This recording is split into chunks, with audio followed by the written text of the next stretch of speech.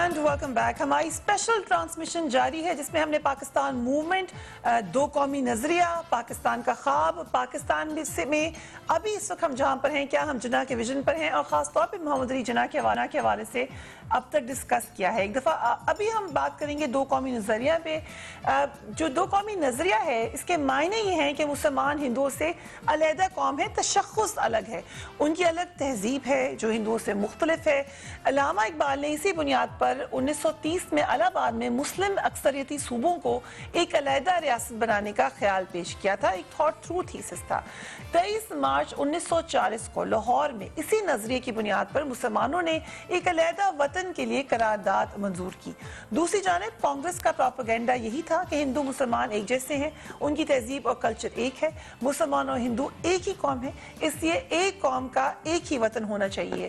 یہ خواب جو تھا یہ اکھنڈ بھارت کا خواب تھا، جو اس کو آج ہم ہندوتوا ایڈیالوجی کی صورت میں پھر ابھرتا ہوا دیکھ رہے ہیں بھارت کے اندر.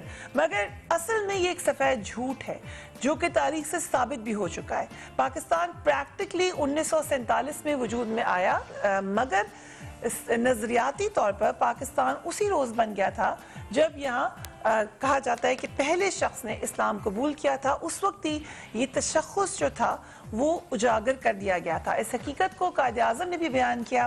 19 مارچ 1944 کو علی گڑھ یونیورسٹی میں طلباء سے خطاب کرتے ہوئے قائد نے یہ کہا، انہوں نے کہا کہ پاکستان اسی دن وجود میں آ گیا تھا جب ہندوستان میں پہلے ہندو نے اسلام قبول کیا تھا. یہ اس زمانے کی بات ہے جب یہاں مسلمانوں کی حکومت قائم نہیں ہوئی تھی. مسلمانوں کی قومیت کی بنیاد صرف کلمہ توحید ہے، نہ وطن ہے اور نہ نسل. ہندوستان کا پہلا فرد جب مسلمان ہوا تو وہ اپنی پہلی قوم کا فرد نہیں رہا، بلکہ وہ ایک جداگانہ قوم کا فرد ہو گیا. ہندوستان میں ایک نئی قوم وجود میں آ گئی. جب ہم نیشنلزم کی بات کرتے ہیں، پاکستانی ہونے کی بات کرتے ہیں، تو جو ہماری یونٹی ہے وہی ہمارا تشخص ہے، ہمارا اکٹھا رہنا.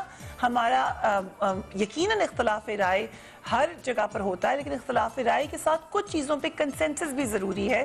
اور پاکستان کی ایڈیالوجی وہ ایڈیالوجی تھی جس نے ہم سب کو آپس میں جوڑ دیا تھا. اس وقت میرے ساتھ دو بہت ہی پہچانی شخصیات موجود ہیں. جواد احمد صاحب چیئرمین برابری پارٹی بھی ہیں، ویسے بھی لوگ ان کے بہت سارے جو فینس ہیں وہ ان کے گانے بھی بڑے شوق سے سنتے ہیں. فخر عالم صاحب اگین کسی تعارف کے محتاج نہیں ہیں، ورسٹائل گلوکار، اداکار، اینکر بھی ہیں، اور اب تو جہاز بھی اڑاتے ہیں بڑی کامیابی کے ساتھ. Thank you so much both of you for being here. فخر عالم صاحب آئی اسٹارٹ ود یو. یقیناً 14 اگست ہمارے لیے ایک ری وزٹ کرنے کا دن ہے کہ پاکستان بنا کیسے، کیا کیا میراکولس ایفرٹ تھی، لیکن اب آگے ہم نے اسے کہاں لے کر جانا ہے؟ جی سب سے پہلے تو فریہ بہت بہت آزادی مبارک آپ کو اور تمام دیکھنے والوں کو. آپ کو بھی. اور مجھے بہت خوش ہوئی کہ آپ نے یہ سوال کیا کہ ہمیں آگے کہاں جانا ہے، کیونکہ یہ دیکھتا رہا ہوں کہ جتنے ٹی وی چینل سے مجھے بلایا گیا تو وہ تھا کہ کہاں جہاں ہم ہیں وہاں کے بارے میں، اور وہی باتیں جو ہم ہر سال کرتے ہیں اس کی بات کرتے ہیں. آگے کا روڈ میپ میری نظر میں یہ ہونا چاہیے کہ سب سے پہلے تو ہمیں اپنی نوجوان نسل کو ٹرسٹ کرنا چاہیے، ان پہ اعتبار کرنا چاہیے. ہمارے مسائل موجود ہیں لیکن دنیا کے ہر ملک کے اندر مسائل جو ہیں وہ موجود ہوتے ہیں. امریکہ جس کو کہ دنیا کی سب سے بڑی سپر پاور کہا جاتا ہے اور جو کہ بہت ہی ایڈوانس معاشرہ ہے، آپ اس کے حالات دیکھ لیجئے کہ وہاں پہ پولیس تشدد کے نتیجے میں کس قسم کی رائٹنگ اور کس قسم کا ماحول جو ہے وہ بنا ہوا ہے. سو گویا ہر ملک کے اپنے اپنے چیلنجز ہوتے ہیں، ہمارے ملک کے بھی اپنے اپنے چیلنجز ہیں، لیکن میں نیگیٹیوٹی کو چھوڑ کے پازیٹیوٹی کی بات کرنا چاہتا ہوں. میں بلیو کرتا ہوں کہ پاکستان کی نوجوان نسل 18 سال 16 سال 20 سال 24 25 مطلب all the way up to 30 years of age, یہ جو 30 سال اور 30 سال سے کم نوجوان ہیں نا، ان کے اوپر ہمیں اب ان پہ اعتبار کرنا چاہیے، ان کو ہینڈ اوور کرنی چاہیے چیزیں. ہمارے بزرگوں ریسپیکٹفلی، ہمارے جتنے بھی بزرگ ہیں، تھینک یو.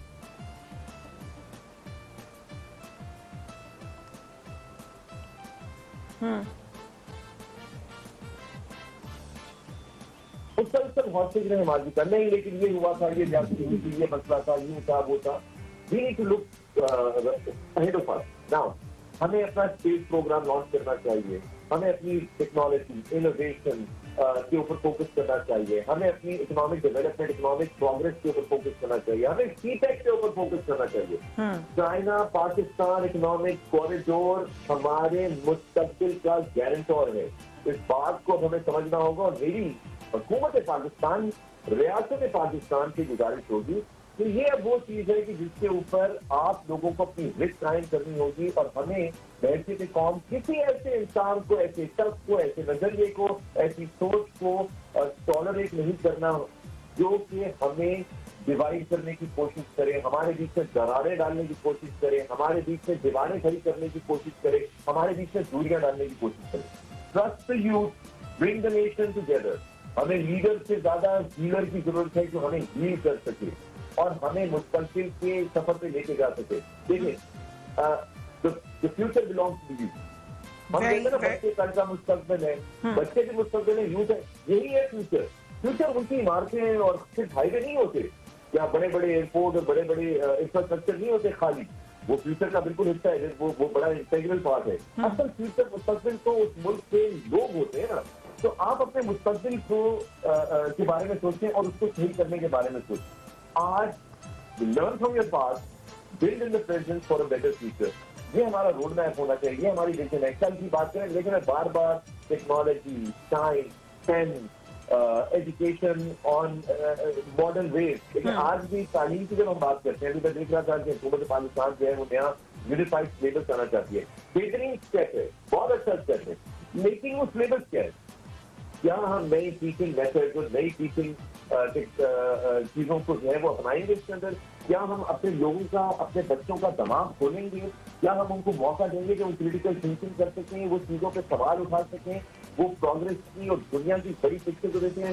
دنیا جو ہے وہ اسپیس ٹریول کی بات کر رہی ہے. اس وقت آپ بات کر رہے ہیں کہ کلا میں پاکستانی کب جائے گا کلا میں. میں اپنے پاکستانیوں کو کلا میں دیکھنا چاہتا ہوں, ہمارے ایسٹروناٹ کو دیکھنا چاہتا ہوں, ہمارے اپنے راکٹ کو کلا میں دیکھنا چاہتا ہوں, ہماری اپنے اسپیس پروگرام کو دیکھنا چاہتا ہوں, اپنے آؤٹ اسٹینڈنگ ینگسٹرس کو. آپ کو پتا ہے یہاں پہ چھوٹے چھوٹے بچارے بچے جو ہیں جن کو کوئی ریکگنائز نہیں کرتا, وہ اتنی آؤٹ اسٹینڈنگ ٹیکنالوجیکل ڈیولپمنٹ کر رہے ہیں آرٹیفیشیل انٹیلیجنس کے اندر, روبوٹکس کے اندر. So potential. The potential is amazing. Yes. We need to ensure that we unlock that potential. ٹھیک ہے, آپ نے بہت اہم باتیں بتائی, خاص طور پہ پوٹینشیل کے حوالے سے. یوتھ کا ہے آگے کا پاکستان, لیکن ہم نے اس کو کس طریقے سے ٹرانزیشن میں ہم نے جانا ہے. کچھ ہمیں باتیں بتائی ہیں فخر عالم صاحب نے. جواد احمد صاحب, آپ کو بھی بہت بہت آزادی مبارک. کس طریقے سے ہم نے آگے کی طرف جانا ہے؟ ایک تو یونٹی اس میں ضروری ہے, یوتھ پہ ٹرسٹ کرنا ضروری ہے, اور کیا کیا معاملات ہیں؟ اچھا دیکھیں, آپ نے سٹارٹ اس کو کیا تھا پروگرام کو دو قومی نظریے سے. بات یہ ہے کہ دو قومی نظریہ تو وہ پریکٹس ہو گیا, اس کی وجہ سے ملک بھی معرض وجود میں آ گیا. اب جو ملک معرض وجود میں آیا ہے اس کے اندر پہلے ہم پرابلمز دیکھتے ہیں کیا کیا ہیں. سب سے پہلے تو آپ دیکھیں کہ لوگوں کی منیمم ویج کیا ہے. 17,500 وہ ملتی نہیں ہے لوگوں کو. 10,000 12,000 بھی مل جائے تو بڑی بات ہے بڑے بڑے شہروں میں. تو انکم لوگوں کے پاس نہیں ہے, اس سے صاف پتہ لگتا ہے. اسی طرح لوگوں کے پاس باعزت روزگار نہیں ہے. بہت زیادہ اکثریتی آبادی جو ہے وہ یا تو انڈر پیڈ ہے اور یا وہ جسے کہتے ہیں نا کہ ان کو نوکریاں نہیں ملتی. اچھا, تیسری بات یہ کہ ادھر تعلیم جو ہے وہ اس کے اتنے زیادہ معیار ہیں, اور اب نصاب ایک کرنے سے ان کو لگ رہا ہے جیسے تعلیم جو ہے وہ یکساں ہو جائے گی سب کی. یہ بہت بڑا میں سمجھتا ہوں جھوٹ ہے. تو یہ بھی بہت غلط بات ہے کہ آپ یہ کہہ رہے ہیں کہ نصاب ایک کر دیا تو تمام قوم ایک جیسی ہو جائے گی. ایسا نہیں ہوتا, بلکہ ٹنل ویژن ہو جائے گی ساروں کی. نصاب ایک نہیں ہوتا کبھی بھی. نصاب ہمیشہ آؤٹ لائن ہوتی ہے, براڈ آؤٹ لائن ہوتی ہے, اور اس کے اندر آپ لوگوں کو کہتے ہیں جو مرضی کتابیں پڑھو. یہ ٹیکسٹ بکس ایک جیسی بنانا یہ بالکل غلط بات ہے. اصل میں جو چیز کرنی چاہیے تھی وہ یہ کرنی چاہیے تھی کہ ان کو معیار تعلیم ایک دینا چاہیے تھا. ایچ کالج کو ختم کرتے سب سے پہلے. وہاں ایلیٹ کیوں پڑھتی ہے؟ یہاں سے عمران خان خود بھی پڑھے ہیں اور بھی ہمارے بہت بڑے بڑے لوگ پڑھے ہیں. ختم کریں نا اس کو. آپ اس کو بھی رکھا ہوا ہے آپ نے, آپ ساتھ مدرسوں کو بھی جو ہے وہ ریفارم کر رہے ہیں. یہ بڑی ڈبل پالیسی ہے. اسی طرح ہیلتھ کو دیکھ لیں, ہیلتھ میں پرائیویٹائز کر رہے ہیں ساری ہیلتھ کو. پاکستان نے میں نے آپ کو بھی بتایا کہ انکم نہیں ہے لوگوں کے پاس کوئی, تو آپ ان کو ہیلتھ بھی نہیں دے رہے, پرائیویٹائز کریں گے, کیا بنے گا اس ملک کا؟ تو ہم جو بیسکلی ہم نے جو آئیڈینٹیفائی اگر جو چیزیں یہ چار آپ کر لیں, اور اس کے ساتھ آپ ایک اور چیز دیکھیں کہ آپ کے آج بھی یہ جو میں نہیں کہہ رہا, یہ تو اسٹیٹسٹکس بتا رہے ہیں, آپ کی گورنمنٹس بتاتی ہیں. آپ کا 2.5 کروڑ بچہ یہ کہتے ہیں اسکول نہیں جاتا. اچھا, میں نے تعلیم پہ کام کیا بہت, شہزاد روئے نے بھی بہت کیا ہے, بلکہ فخر عالم یہاں بیٹھے ہیں, انہوں نے بھی بڑا کام کیا پاکستان کے لیے. آپ لوگوں کو یہ بتا سکتے ہیں, آپ گاؤں میں چھوٹے چھوٹے دیہاتوں میں جائیں, گوٹھوں میں جائیں, آپ دیکھیں وہاں بچے کبھی کیسے ہیں جو اسکول کا منہ نہیں دیکھا, اور ویسے بھی ہیں جو ڈراپ آؤٹس ہوئے ہیں. تو 2.5 کروڑ بچہ تو آپ کا اسکول یہ کہتے نہیں جاتا, میرے حساب سے 3 کروڑ سے اوپر نہیں جاتا.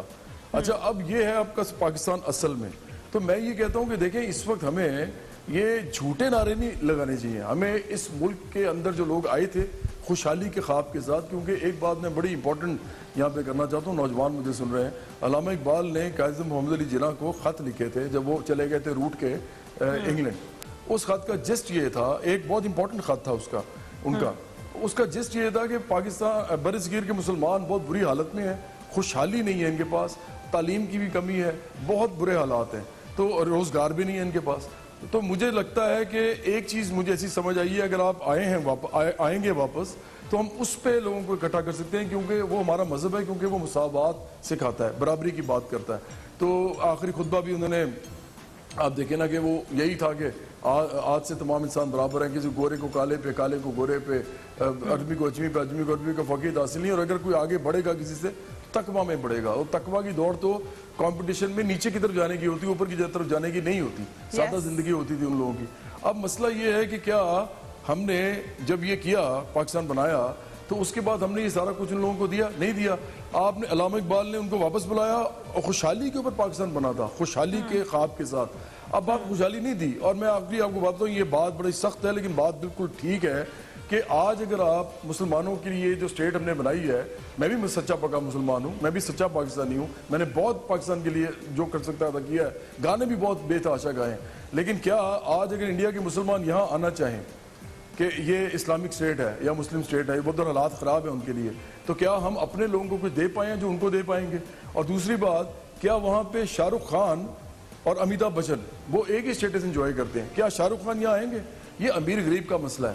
وہاں سے امیر مسلمان کبھی نہیں آیا, پہلے بھی نہیں آئے تھے. ویسے I disagree with you, تو اس لیے یہ امیر غریب کا مسئلہ ہے. I disagree with you کہ شاہ رخ خان اور امیتابھ بچن ایک سٹیٹس نہیں وہاں پہ انجوائے کرتے, وہاں پہ ارے مسلمز کو بہت زیادہ پریشر فیس کرنا پڑتا ہے. آپ مجھ سے ڈسیگری کریں, کر سکتا نہ شاہ رخ خان نہ امیتابھ بچن کبھی بھی اسٹیٹ پالیسی کے خلاف بات نہیں کر سکتے. میری بات سنیں, میں صرف آپ سے ایک بات کر رہا ہوں, اس پہ آپ مجھے جواب دیں. آپ نے کہا ڈس ایگری کرتے ہیں. اس وقت دنیا کا سب سے امیر ترین ایکٹر ٹام کروز نہیں ہے, شاہ رخ خان ہے, اور وہ انڈیا سے بلانگ کرتا ہے, وہ ایک مسلمان ہے جو انڈیا میں رہتا ہے, اور وہ آپ اس کو جو مرضی کرنے وہ انڈیا نہیں چھوڑے گا, میں آپ کو یہ بتا رہا ہوں. اب باقی جشن آزادی مبارک پوری قوم کو. ہم بات کر رہے ہیں پاکستان کو کس طریقے سے اکٹھے لے کے آگے جانا ہے, اس میں سنجیدہ گفتگو ہو رہی تھی. ہم نے کہا تھوڑا سا ہم لائٹ ہارٹڈ ہوتے ہیں. I'll come to you فخر عالم صاحب کہ کچھ انسپریشنل سٹوری بھی سنائیں نوجوانوں کو, خاص طور پہ آپ نے کہا نوجوانوں کو ساتھ لے کے چلنا ہے, تو نوجوانوں سے کیا کہیں گے آپ؟ انسپریشنل سٹوریز تو بہت ساری ہیں فریہ ہمارے پاس. ایک بہت بڑا میرے پاس تو ایک پوری لائبریری پڑی ہوئی ہے انسپریشنل سٹوریز کی. میں آپ کو چلیں یاد دلاتا ہوں, خبروں کے حوالے سے کچھ بات کر لیتے ہیں. کیا عارفہ کریم انسپریشنل سٹوری نہیں ہے؟ کیا وہ نوجوان جس نے گھر بیٹھ کے خود ویلڈنگ کر کے, خود ہی مٹیریلز تلاش کر کے ایک پورا جہاز بنا لیا, اور جہاز بنا کے اس نے اڑانے کی کوشش کی, اس کو روک دیا گیا, لیکن کیا وہ انسپریشنل سٹوری نہیں ہے؟ کیا وہ لڑکے لڑکیاں جو بڑے ہمبل بیک گراؤنڈ سے آتے ہیں اور ایجوکیشن میں بڑا شائن کرتے ہیں اور پھر بڑی زبردست کامیابیاں حاصل کرتے ہیں, کیا وہ سٹوریز ہماری انسپریشنل نہیں ہیں؟ کیا سٹیزنز فاؤنڈیشن اسکول کی ایک ڈرائیور کی بیٹی ایک انٹرنیشنل بین الاقوامی اسکالرشپ پر یونیورسٹی پڑھنے باہر گئی, فل اسکالرشپ کے اوپر, کیا وہ انسپریشنل سٹوری نہیں ہے؟ تو انسپریشنل سٹوریز تو ہمارے پاس ہر جگہ ہیں. ہمارے مسائل بھی ہیں, میں اس سے بالکل نہیں, آئی تھنک کہ یہ بڑی بیوقوفی ہوگی کہ ہم اپنے مسائل کو بالکل ہی کارپٹ کے نیچے ڈال دیں یا اس سے منہ پھیر لیں. لیکن آج کے دن میں کہہ رہا تھا نا کہ میں مسائل سے اور نیگیٹیوٹی سے ہٹ کے میں آگے کی, میں چاہتا ہوں ہم انگیج کریں مستقبل کا. سیاسی طور پہ اگر ہم نے گفتگو کرنی ہے تو ہم بات کریں کہ کیا ہمارے جو سیاستدان ہیں جو ہماری نمائندگی کرتے ہیں اسمبلیوں کے اندر, خواہ وہ پروونشل ہوں یا وفاقی ہوں, کیا وہ لا میکنگ کر رہے ہیں؟ جو سب سے پرائمری کام ہے ان کا وہ ہے قانون سازی. کیا وہ اچھی قانون سازی کر رہے ہیں؟ کیا وہ قانون سازی وقت پہ کر رہے ہیں؟ دیکھیں ایک چیز ہے نا, ہم لوگ بات کرتے ہیں justice delayed is justice denied. میں آپ کو بتاؤں کہ کیا یہ بات پھر درست نہیں ہوگی کہ جسٹس کہاں سے آتا ہے؟ قانون سے آتا ہے نا. قانون لکھا جاتا ہے, پھر جج اس کے اوپر آپ کا کیس سنتا ہے, پھر اس کے اوپر وہ آپ کو ججمنٹ دیتا ہے. تو پھر جو قانون سازی ڈیلیڈ ہے, وہ قانون سازی بھی تو کنٹریبیوٹ کر رہی ہے نا جسٹس ڈینائیڈ کے اندر, کہ کچھ قوانین ایسے ہیں جو اتنے زیادہ آپ کے پرانے ہیں, اتنے irrelevant ہو گئے ہیں ماڈرن ٹائمز کے ساتھ کہ آپ اچھا. پھر عجیب سی بات ہوتی ہے کہ ہمیں پتہ چلتا ہے اچانک خبروں کے اندر کہ جو ہمارے قانون ساز نمائندے ہیں, انہوں نے خاموشی سے یونینمسلی اپنے رشتہ داروں کے لیے, اپنے گھر والوں کے لیے بزنس کلاس کے پی آئی اے کے فری ٹکٹس کا اور اپنے واؤچرز کو ٹرانسفر کرنے کا جو بل یا سمری ہے, وہ خاموشی سے کمیٹیوں میں جا کے وہ پاس بھی ہو جاتی ہے. لیکن جب کوئی سیریس معاملہ آتا ہے, جب کوئی سیریس کوئی اور معاملہ آتا ہے, تو اس پہ سب کی اچانک پارٹی لائنز ڈیوائیڈ ہو جاتی ہیں. دیکھیں, کامن مفاد کے لیے سارے کے سارے, اس وقت کوئی کسی کو برا نہیں لگتا. اس وقت یہ ہمیں, آپ کبھی آپ نے سنا کہ فلور آف دی ہاؤس پہ یہ لڑائی ہو رہی ہو کہ نہیں یہ ہم نہیں دے سکتے بزنس کلاس کی ٹکٹیں اور آپ لوگوں نے اتنا بوجھ ڈال دیا. نہیں, ایسے موقع پہ الحمدللہ سارے کے سارے ساتھ ہو جاتے ہیں. کیسی یونٹی آ جاتی ہے. تو پولیٹیکل ڈسکورس جو ہے, میری عرض ہے کہ جو پولیٹیکل ڈسکورس ہے, اس میں ہمارے سیاستدانوں کو بہت ٹائملی قانون سازی کرنی ہوگی. اور جس طرح جب اپنے مفاد کی بات آتی ہے تو جلدی سے چیزیں ہو جاتی ہیں, تو جب عوام کے مفاد کی بات کی قانون سازی کرنی ہوتی ہے تو اس پہ بھی جلدی کیا کریں, اس پہ پیر نہ رگڑا کریں, اس کے اوپر نیگوسیشنز نہ کیا کریں کہ مجھے یہ دو یا میرے لیے یہ ہو یا مجھے ادھر سے نکلواؤ تو پھر میں تمہیں اس پہ ووٹ دوں گا تاکہ یہ قانون بنے. مطلب یہ کیا, ایک تو یہ پولیٹیکل والا ہو گیا. معاشرتی سطح پر فریہ بڑا ضروری ہے کہ ہم لوگ اپنے حقوق کی تو بات کرتے ہیں, ہم اپنے آپ سے اور ایک دوسرے سے اپنے فرائض کے اوپر بڑے کھل کے بات کریں. ابھی ہمارے فرائض کیا ہیں, ہم نے کیا کرنا ہے کنٹریبیوٹ, ہم نے مانگنے کا یار مجھے یہ نہیں ملا, ہمارے ساتھ یہ زیادتی ہوگی, ہمارے ساتھ وہ ہو گیا. بھیا جو ہم نے کرنا ہے اس کے بارے میں بات کر رہے ہیں. اچھا, اس کا ہمارے دماغ میں کیا آ جاتا ہے جسٹیفیکیشن, کیونکہ سرکار بار بار فیل ہو رہی ہے, کیونکہ سرکار ڈیلیور نہیں کرتی تو میں کیوں اپنا کام کروں. نہیں, اس طرح سوشل کانٹریکٹ تو ڈیمیج آنا. سیوک ڈیوٹی, پولیٹیکل ڈسکورس, یہی باتیں لے کے جواد احمد صاحب آپ کی طرف آ رہے ہیں. اور اگر آپ کوئی اپنی سٹوری, اپنی انسپریشنل سٹوری سے نوجوانوں کو کچھ کہنا چاہیں تو you most welcome to do that. اچھا, پہلی بات تو یہ ہے فریہ کہ میں نا آج پاکستانی کی حیثیت سے یہاں بیٹھا ہوں. ٹھیک ہے, میں نے پارٹی بنائی ہے, ٹھیک ہے, ہم سمجھتے ہیں کہ اس ملک میں عام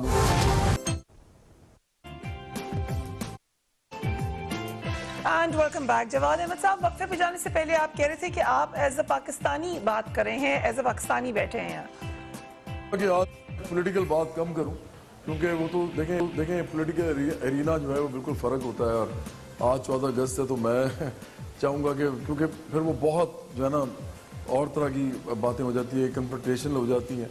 تو میں چاہوں گا کہ آج ہم پاکستان کے بارے میں بات کریں تھوڑا سا اور طریقے سے.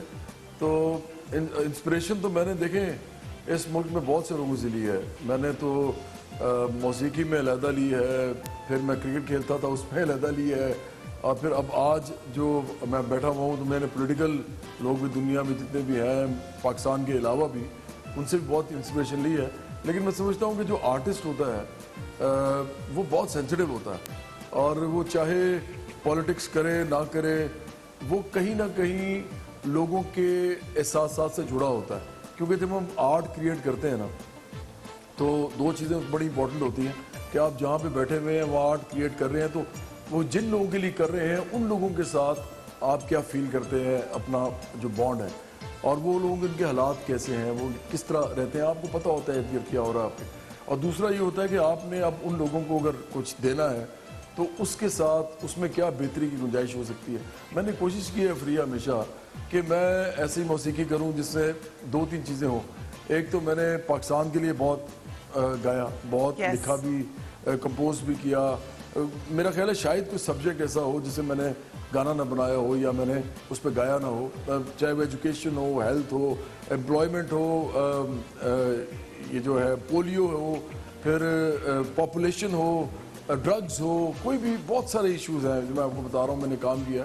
تو ایک تو میں سمجھتا ہوں کہ جتنے بھی لوگ اس طرح کرتے ہیں نا, جو جتنے بھی لوگ, ابھی اس میں کیوں بار بار بات کر رہا ہوں, آپ نے بندہ ایک ایسا بٹھایا ہوا ہے, فخر عالم ہے, شہزاد روئے ہے, ابراء الحق بھی ہے, اور بھی بہت سے لوگ ہیں جو اپنا کام کرتے ہیں, سوشل ورک کرتے ہیں, کوئی فلانتھرپی کر لی, کوئی تھوڑا سا. تو مجھے کوئی مجھے بڑا اچھا لگتا ہے, مجھے کوئی اعتراض نہیں سب کرنے پہ, لیکن کبھی کبھی میں سوچتا ہوں کہ اب وہ وقت آگے, ہم نے عمریں کافی گزار لی ہیں, ہمیں اب تھوڑا سا پولیٹیکل کام بھی کرنا چاہیے, کسی نہ کسی پارٹی کے ساتھ کرنا چاہیے, یا اپنا کوئی بنا کے کرنا چاہیے, کیونکہ پاکستان میں آخر کا چینج جو ہے وہ پالیٹکس سے آئے گا. یہ تو پھر موقع آپ دعوت دے دیں فخر عالم کو اپنی جماعت نہیں, میں تو میرے تو دوست ہیں, کیا دعوت دینی ہے, مطلب یہ تو ان کا اپنا پریروگیٹو ہے, لیکن میرا اپنا یہ خیال ہے کہ پاکستان کے اندر جب تک کلاس پالیٹکس نہیں ہوگی, طبقاتی آئی تھنک یہ پالیٹکس بڑی اہم بات آپ نے کی ہے کہ ان آئیکونس کو سیاست میں آنا چاہیے. فخر صاحب, آپ نے کبھی سوچا سیاست میں آنے کے لیے؟ میں تو فریہ بہت قریب رہا ہوں سیاست کے, آپ اچھے طریقے سے جانتی ہیں, اور مختلف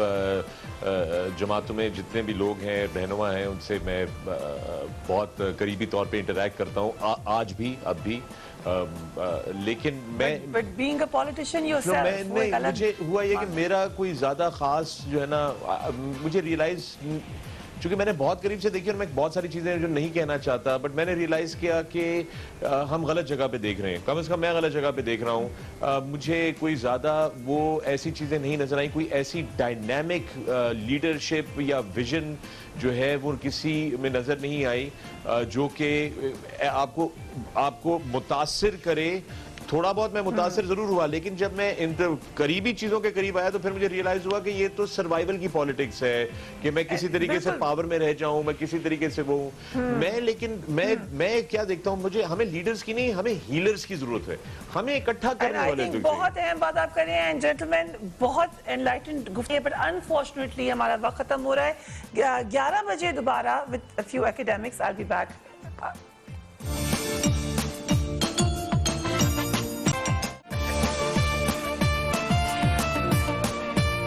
مشکلوں میں حوصلوں کا ساتھ تھا, اور قائد کا تدبر, فکر, دانش ساتھ تھی. صبح آزادی طلوع ہوتے ہوئے ان گنت قربانیاں تھیں, ان گنت ہجرت کے دکھ, ان گنت زخموں کے نقش.